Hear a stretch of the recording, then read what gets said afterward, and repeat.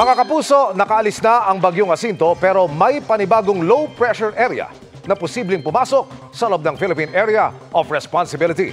Huling namataan ng LPA sa layong 1,410 kilometers silangan ng southeastern Mindanao. Ayon sa Pag-asa, sa ngayon ay mababa pa ang tsansa nitong maging bagyo pero inaasahang papasok yan sa PAR bukas ng hapon o gabi. Posibleng umakyat ito sa hilagang bahagi ng Philippine Sea. Hindi maglalandfall pero hahatak ng habagat kaya magpapatuloy ang pag-ulan sa ilang bahagi ng bansa. Bukod sa habagat, may ilang lugar pa ring hagip ng trough o yung extension ng bagyong Jacinto.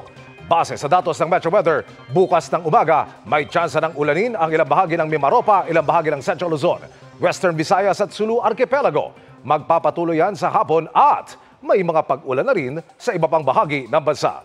Matitindi ang buhos ng ulan sa ilang probinsya kaya maging alerto pa rin sa banta ng baka o landslide. Linggo ng umaga, may pag-ulan ulit sa ilang bahagi ng Mimaropa, malaking bahagi ng Visayas, Zamboanga Peninsula, Soc-Sargen at Caraga.